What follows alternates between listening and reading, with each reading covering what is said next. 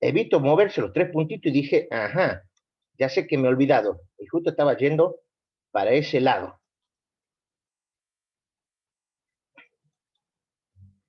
Entonces, los amables alumnos, bueno, está bien, los alumnos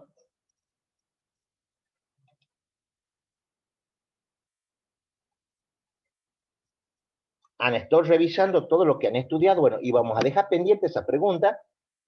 ¿Qué les parece para un día de examen? ¿Ah? Así queda más bonita. La pregunta. Bien ahí, ¿no? Bien ahí. Bien.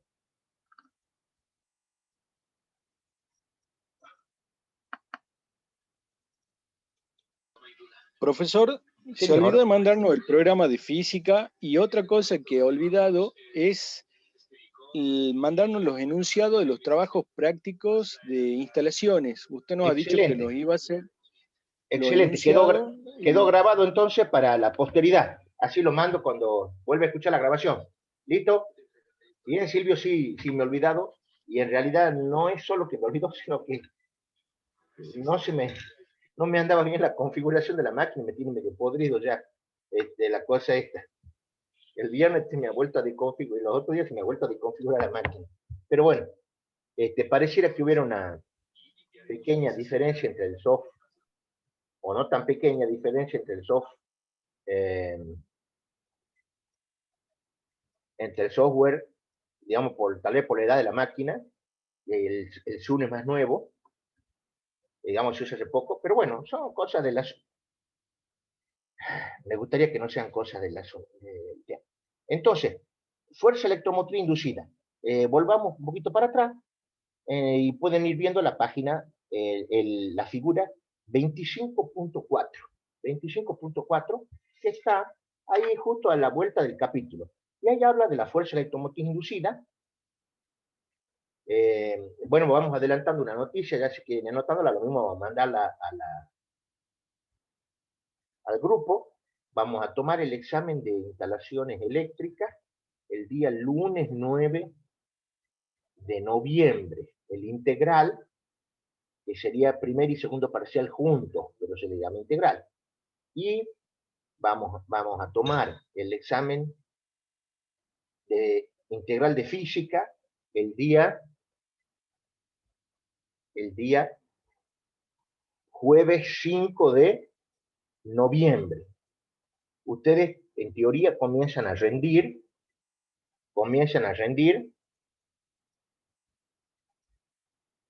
el día, en teoría ustedes comienzan a rendir el día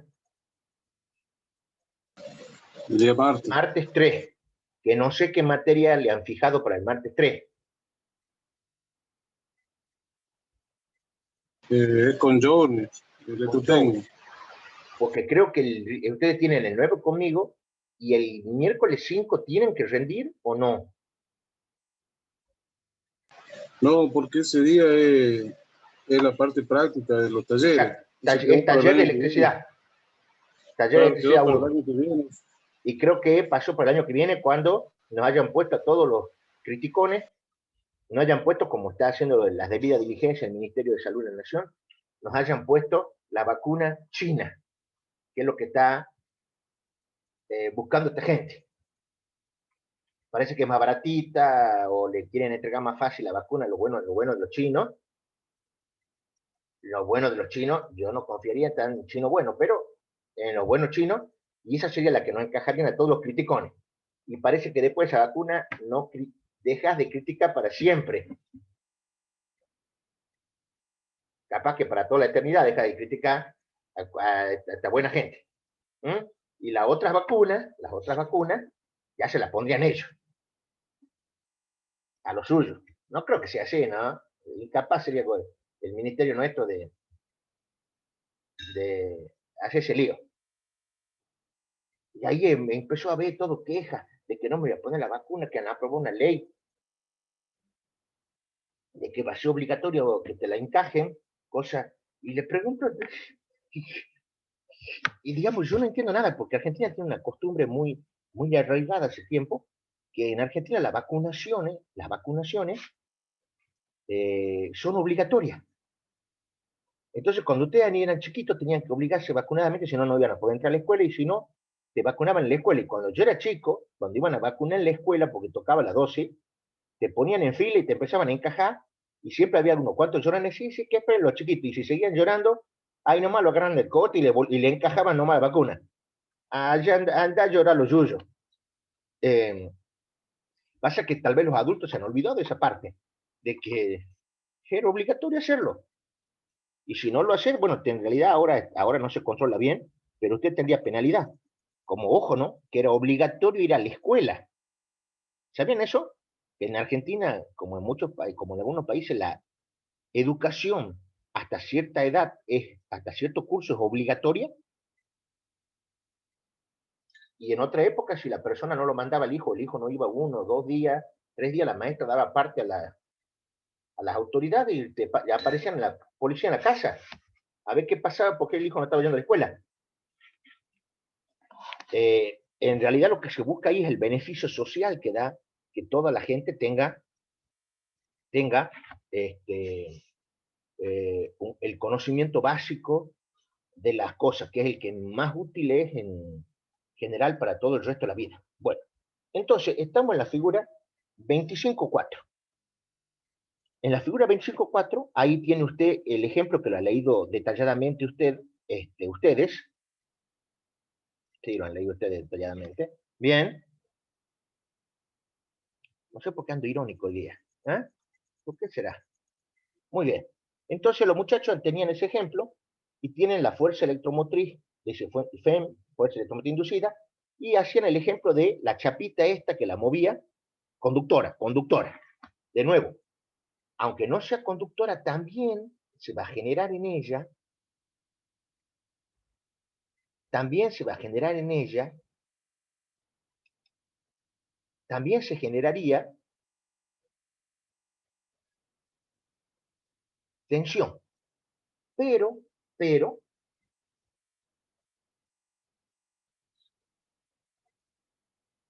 como es no conductora, a usted no le serviría para nada eso, porque no se podrían mover las cargas eléctricas. Entonces, si un elemento conductor lo medimos, se genera, igual que si fuera el otro, se genera para un lado carga positiva y para el otro lado carga negativa. Si lo movemos dentro de un campo magnético, si no está dentro del campo magnético, entonces ya sabe que algo pasa. Entonces, si vos tenés una máquina rotativa y de repente un generador andaba y deja de andar, no es, piensa que no ha sido magia. Lo más seguro que haya sido que el campo magnético dejó de andar. Entonces, ¿qué va a ir a revisar ahí? Ahí va a ir a revisar una de las tantas cosas que es, por ejemplo, la excitatriz. ¿Mm?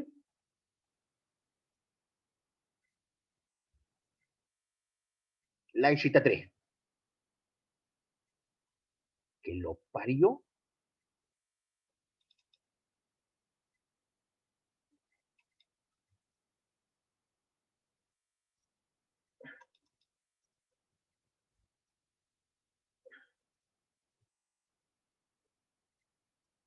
Entonces, la excitatriz. La que excita, la que produce el campo magnético, eso es lo que debería revisar uno en primera instancia. En primera instancia debería uno revisar eso. Sigamos viaje. Entonces vemos acá que tenemos que se produce esa generación y es como si fuera una batería, está en la figura 25.4. ¿Por qué? Para decir que es una suma, es una tensión, porque en realidad cada pedacito está generando y según el tamaño voy a tener más o menos tensión. Y acá a esto genera tensión, pero no nos serviría de nada si no tenemos unos rieles y tenemos un circuito cerrado. Entonces, en el circuito cerrado, gracias a la tensión, va a aparecer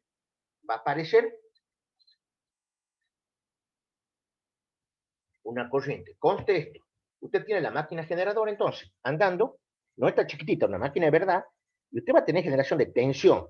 Pero hasta que usted no haya cerrado el circuito, no se produce la circulación de corriente. No se produce la circulación de corriente. Solamente se produce ella cuando está un circuito cerrado. Entonces, si alguna vez uno ve que pasa algo raro que parece ser corriente, está cerrado. No, profesor, no puede estar cerrado, no puede disparar el diferencial porque yo he hecho la instalación bien. Y está bien hecha la instalación. Controlar, porque por algún lado se está conectando con un neutro. Cuando conectas alguna llave o un toma, entonces como se te va la corriente por ahí, te dispara el diferencial. Los alumnos cuando me hablan esto me molestan a veces los viernes o sábados, me dicen, y después no hablan más, ¿no? Y cuando revisa bien, y cuando les mando un mensaje, reaciamente tienen que contestarme que sí, que era cierto, y le iba a decir, ¿cómo no va a ser cierto? Se lo he dicho yo.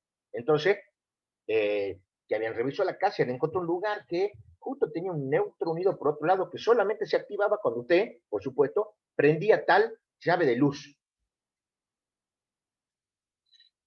Y ahí se produce el disparo del diferencial. ¿Por qué? Porque no estaba retornando toda la corriente por la línea y el neutro que eran censadas por el diferencial. Eso es más común de lo que parece. Más común de lo que parece. Entonces, si dan vuelta la hoja, tienen la figura 25.5, 25.6, y cuando en ese circuito saca circuito, no me puedo escapar con la chapita porque si no me voy a ir fuera del campo magnético, vuelvo para atrás, le pongo una fuerza opuesta, y siempre hay que hacer una velocidad o una fuerza, siempre hay que hacer un esfuerzo. En realidad siempre nosotros conseguimos energía eléctrica porque la convertimos de otro tipo de energía. La convertimos. Entonces volvemos y tenemos la tensión al revés. Por eso, como en un momento voy cortando para un lado, voy cortando para el otro, tenemos una tensión al revés. Vamos a la otra figura. ¿Cómo más han visto que se produce inducción? Si tenía solo la espira quieta y yo acercaba un imán. Entonces yo lo que hacía era variar el campo magnético. En este caso no variaba el área. Mantenía el área constante, variaba el campo y obtenía una tensión. Por supuesto, si ahora, en vez de un imán, como en la figura 25.8, tengo una bobina alimentada, en este caso, una bobina alimentada por una fuente de continua. Por una fuente de continua. La conecto.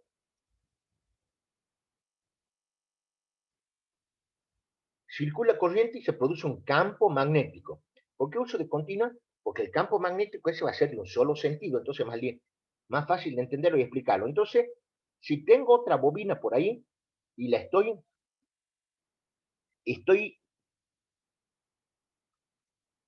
moviendo o haciendo algo con la otra bobina o con la bobina productora, voy a obtener una tensión. Y como ha sido una bobina, varias espiras, voy a hacer una tensión más grande. Cuidado, ¿no? Tiene que estar pasando algo en la conexión esta. Por ejemplo, la puedo estar conectando y desconectando o moviendo las bobinas, porque si no estoy, eso es lo que han notado, que si uno hacía la conexión y se producía un solo saque, si uno hacía la conexión y se producía un solo saque, se veía un pico de tensión y desaparecía. Tenía que producirse. Sí, apareció una tensión y después se volvía a cero, por más que estén las dos bobinas enlazadas con el campo. Lo que tiene que haber es un cambio. Tiene que haber un cambio.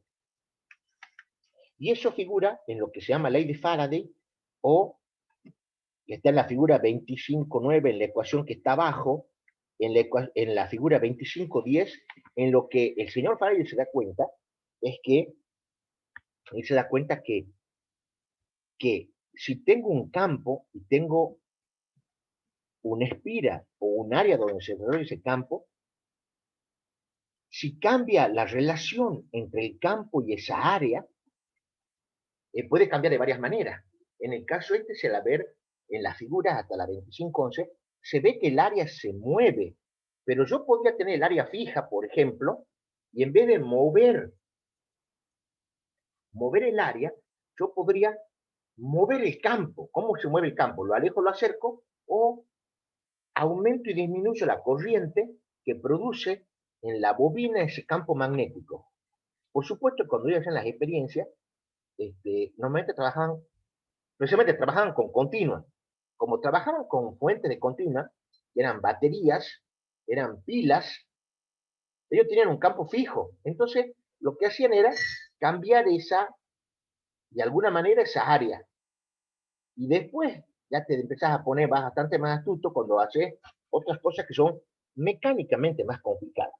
Entonces, el señor Faraday se define después de Faraday, en realidad la definición la hizo, le definieron posterior, pero era lo mismo, que el flujo magnético es igual a la inducción B multiplicada por el área, multiplicada por el ángulo, entre la inducción, por el coseno del ángulo, entre la inducción y el área. Es un hermoso producto, un hermoso producto.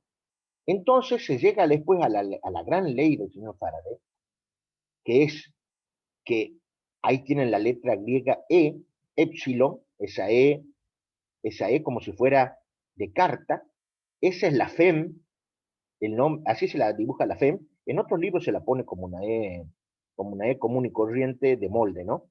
Porque es más fácil hacer la tipografía. Entonces, E es igual a delta de phi sobre delta de t. Creo que ya saben desde el contador Núñez qué significa delta. Delta, el triangulito ese, la letra griega delta, significa flujo final menos flujo inicial, dividido en tiempo final menos tiempo inicial. Todo junto, eso sí es la variación o cambio del flujo en el tiempo. La variación o cambio de flujo en el tiempo. Si no hay cambio de flujo, no va a aparecer FEM, no va a aparecer esa letra E, no va a haber generación de tensión eléctrica. Y con lo cual, al cerrar el circuito, no voy a tener corriente eléctrica. Si damos la vuelta y miramos la figura 2513, vemos unas espiras ahí, dentro de un campo fijo, producido por unos imanes. En realidad puede estar producido por una bobina que está más allá y no la vemos, y estos elementos que dicen norte y sur son elementos metálicos, con lo cual, ferromagnéticos, con lo cual se produce la conducción se produce la conducción del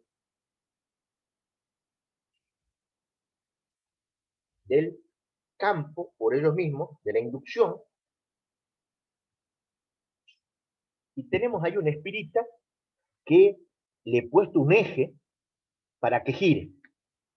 Y como ven ustedes, hay unos anillitos que uno está conectado a una punta de la espira y el otro a la otra punta. Por supuesto, el que pasa por dentro del otro está aislado. Entonces, los anillitos en el punto F y G tienen un contacto, lo ven en la formita del contacto, un contacto como un resorte, un contacto que permite, ese buen contacto permite, tiene que hacer presión suficiente para que haya el pase de la corriente eléctrica. Ahí tenemos un problema. Cuando yo tengo un contacto móvil, sobre todo si siempre se está moviendo, como ya se ha roto el material, como se ha roto el material, porque no es una continuidad de material, empezamos con el primer inconveniente, el contacto. En ese punto va a haber un punto caliente. Cuanto más corriente se genere, más caliente va a ser el punto. El material de ese elemento tiene que ser muy particular, tiene que producir una muy buena conexión y al mismo tiempo tiene que permitir una especie de lubricación para cuando esté girando. Muy bien.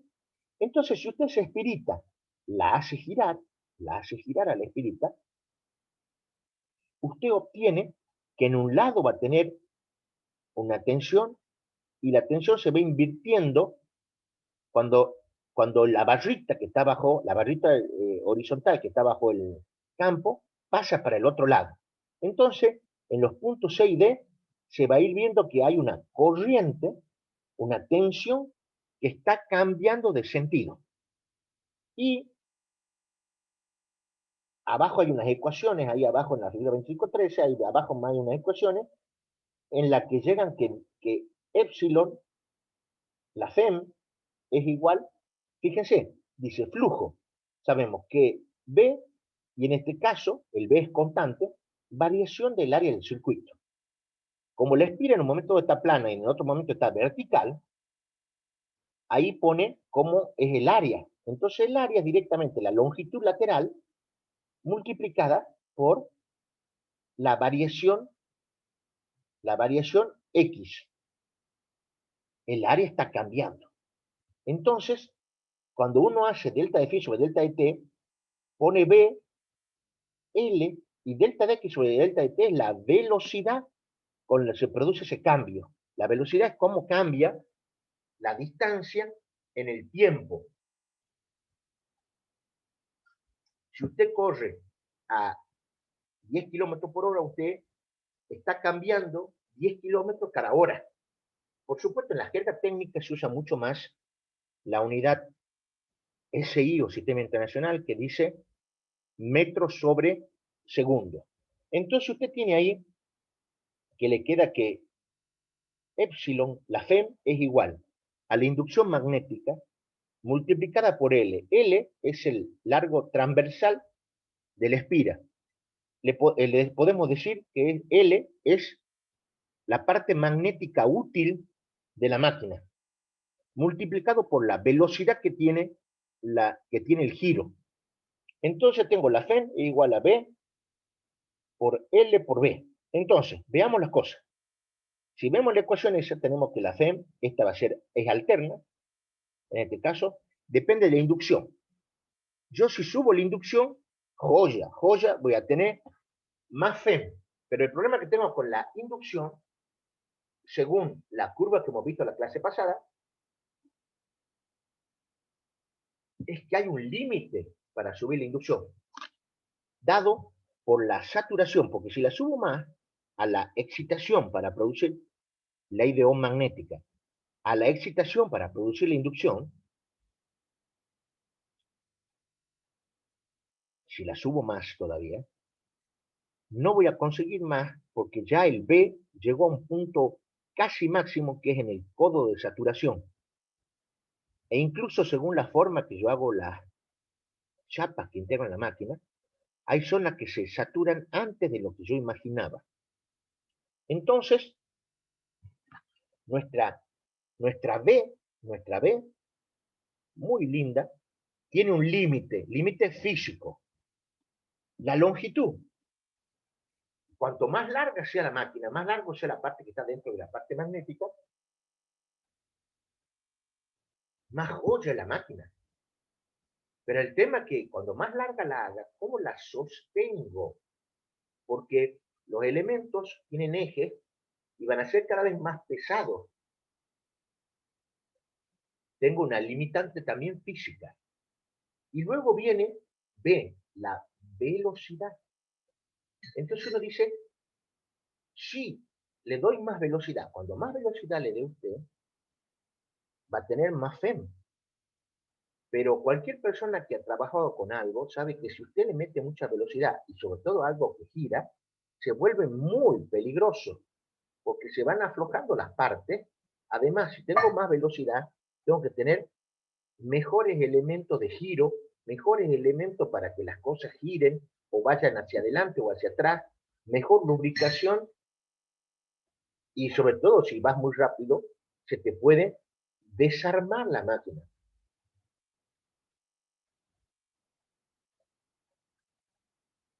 Al menor error o menor pieza suelta, que gira, que se mueve a una cierta velocidad, se llega a soltar, cuanto más velocidad, más peligrosa es. Cuidado que este fenómeno es un fenómeno complejo cuando tengo máquinas andando y se produce y enviando gran cantidad de energía, por circuito cerrado, por supuesto está cerrado el circuito, y se está enviando gran cantidad de energía, por ejemplo, por líneas eléctricas, y se produce una caída de la línea que va por ejemplo, al norte al Buenos Aires, se cae toda esa potencia, pero se cae instantáneo, las máquinas están girando. Bueno, hay que ver una manera de cuando se caiga eso,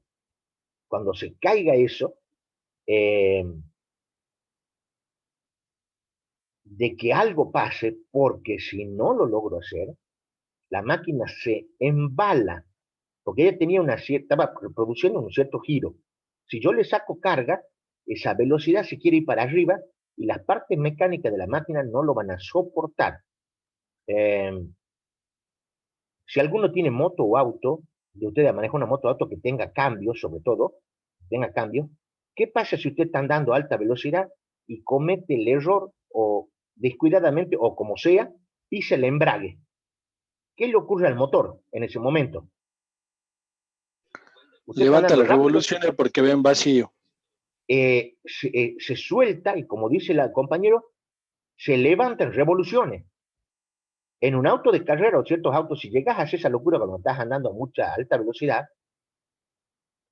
levanta tan rápido la velocidad que los pistones atraviesan, lo rompen al motor y se van para arriba, salen escupidos.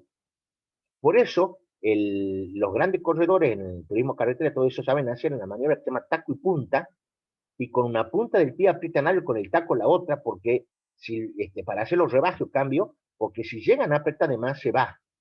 Y hago una pregunta. Entonces vengo en un camión que lleva 20, 30, 40 toneladas, 100 kilómetros, 110 kilómetros por hora, 90. Vengo constante. Tremenda potencia porque tengo tremendo motor. Y supongamos que algún animal se equivoca y mete el pie y aprieta el embrague. El motor ese que es una bestia deja de hacer fuerza porque lo acabo de soltar de la parte trasera. Entonces tomaría más velocidad, se embala y saldrían disparadas las piezas del camión. ¿O qué ocurre en realidad? ¿Alguna idea? Ya falta muy pocos minutos, apenas se corte, nos volvemos a unir. ¿Qué ocurre en realidad con el camión? ¿Qué ocurre? Viene el camión andando, usted viene con el motor y si usted aprieta el embrague, usted lo va a dejar suelto al motor, el motor va a tomar velocidad, mucha velocidad. ¿Por qué? Porque él es una bestia que venía llevando las 30, 40 toneladas. Estaba haciendo mucha fuerza. Y usted iba a 90 kilómetros, 80, 100, 110, y usted aprieta el embrague. Entonces se quedó sin... El motor deja de sentir el esfuerzo. Entonces empieza a tomar rápidamente velocidad.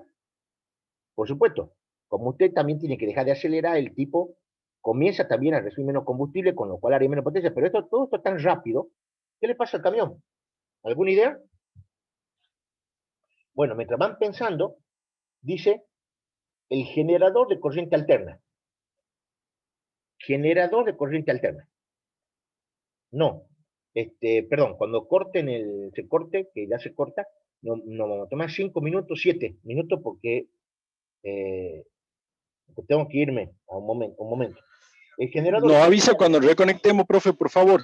Listo, aviso, el generador de corriente alterna. Entonces usted va leyendo ahí y ve que el generador se trata de que se alterna, se hace todo.